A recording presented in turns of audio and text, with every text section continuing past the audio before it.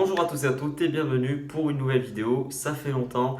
Aujourd'hui je vais vous résumer tout ce qui s'est passé depuis ces dernières semaines et surtout vous dire est-ce que je passe en étoile.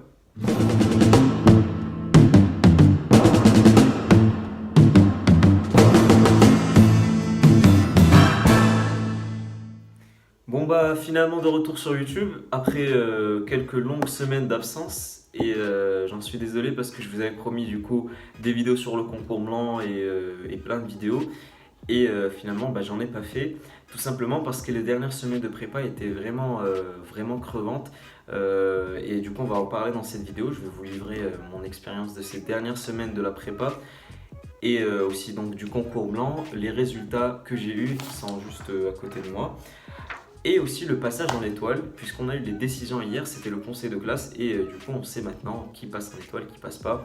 Et donc suspense, je vous le dirai à la fin de la vidéo.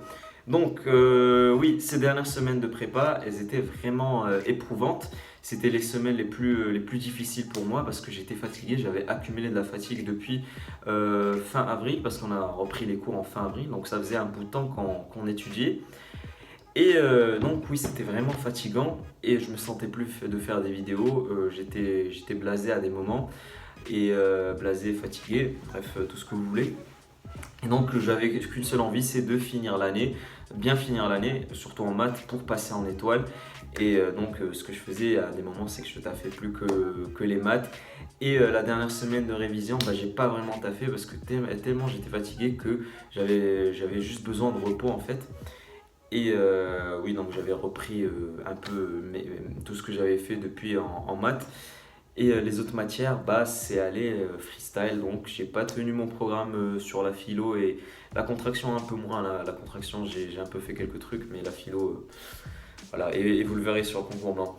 Mais du coup, ouais, 14 juin, je crois, on avait commencé le concours blanc alors que déjà j'avais une certaine fatigue. Donc ça s'est shooté au Guernsey, si vous connaissez, c'est de la caféine, bref, c'est un comprimé avec de la caféine et plein de trucs dedans qui vous redonnent la pêche pour quelques heures. Et c'est grâce à ça que j'ai tenu mon concours blanc. Et je pense que c'était le cas pour tout le monde d'ailleurs, hein. C'était un ressenti général. On était vraiment crevés ces dernières semaines, particulièrement donc, à la veille du concours blanc.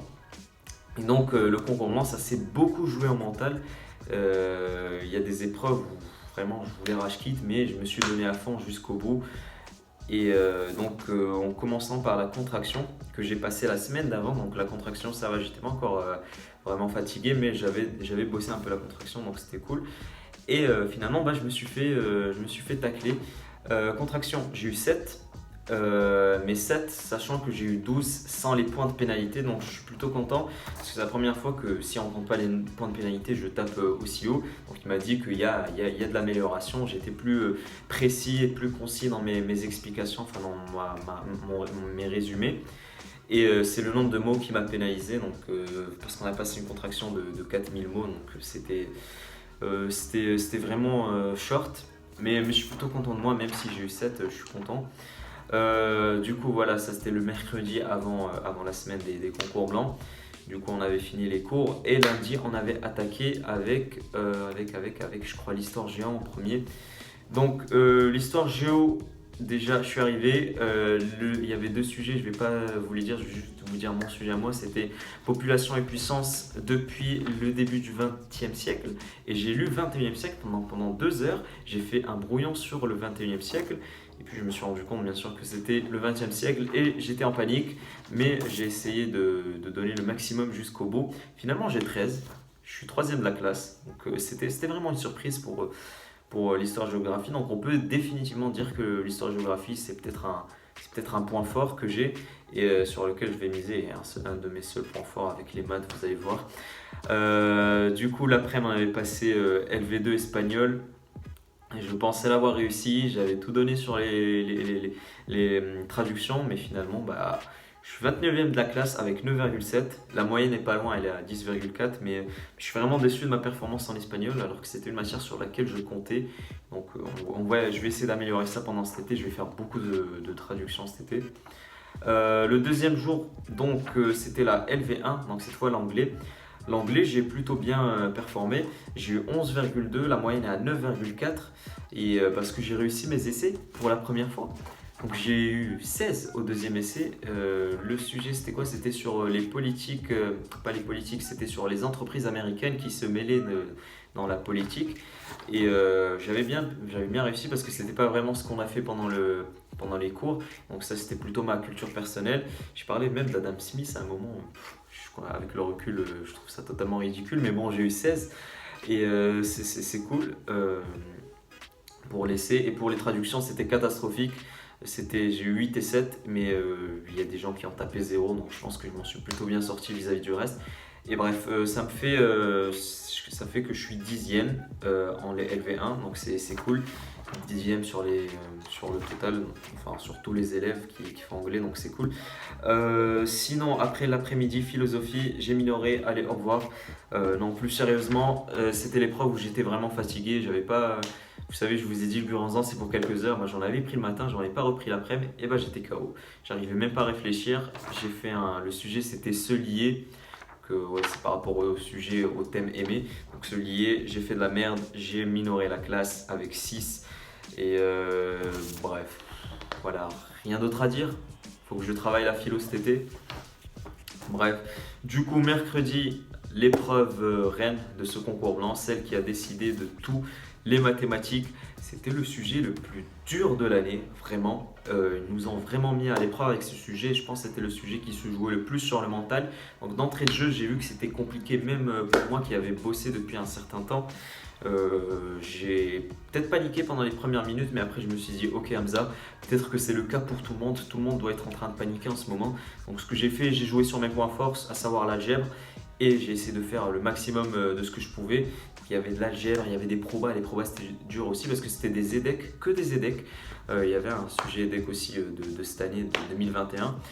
Et finalement, 13,8. La moyenne de classe est à 8,7, ce qui fait que je suis 6e de la classe et c'est plutôt cool.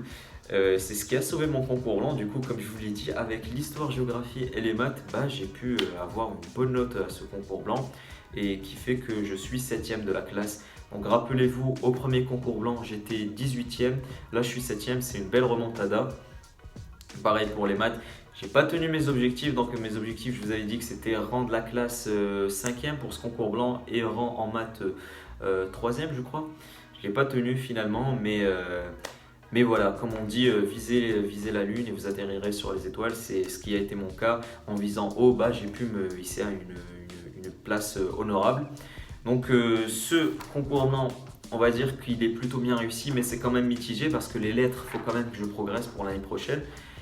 Mais bref, du coup, venons-en au passage en étoile. Vous l'aurez peut-être deviné avec mon petit 13,8. J'ai pu aller en étoile finalement. Donc l'objectif de cette année est accompli. On va se revoir en étoile l'année prochaine. On va essayer de viser les meilleures écoles. Et ça fait vraiment plaisir. J'ai stressé jusqu'au bout pour l'étoile. Comme je vous ai dit, j'ai raté mon épreuve d'avant. Donc c'était vraiment stressant. C'est aussi ce qui a joué sur le fait que mon année était difficile sur la fin plutôt. C'est parce que je ne savais pas si je passais en étoile. Et à des moments, j'avais l'impression de travailler dans le vide. Je me disais, bon, là c'est perdu d'avance. Mais je me suis donné jusqu'au bout. Et du coup, on passe en étoile. Et l'année prochaine va être encore plus difficile, mais je vais essayer d'être à la hauteur. Je vais continuer à vous faire des vidéos, bien sûr. Et on va essayer d'avoir la meilleure école possible. Donc je vous ferai une vidéo sur les écoles que je vise, mais vous vous en doutez bien, hein, c'est les parisiennes principalement. Et puis voilà. Il y aura du contenu pendant ces vacances sur la chaîne, vous inquiétez pas. Il y aura même une FAQ, donc je vous ferai une vidéo où vous pourrez poser vos questions pour la FAQ, toutes vos questions sur la prépa. Et puis moi en attendant, je vous souhaite de bonnes vacances. Je vous ferai aussi une vidéo sur mon programme des vacances, mais pour l'instant je fous rien pendant 2 petites semaines et après je reprendrai progressivement. Et en tout cas, j'espère que vous continuerez à suivre l'aventure. Merci encore pour les 300 abonnés, vraiment ça fait plaisir. La chaîne elle a vraiment commencé à décoller ces derniers mois avec Parcoursup et tout. Donc vous êtes beaucoup de terminales à suivre la chaîne et vous entrez en prépa. Donc bonne chance pour la prépa. N'hésitez pas à aller voir les vidéos que j'ai faites pour l'instant sur l'histoire, géographie et sur comment se préparer pour la prépa. Et puis moi aussi je vous souhaite des bonnes vacances, chillez bien et à une prochaine.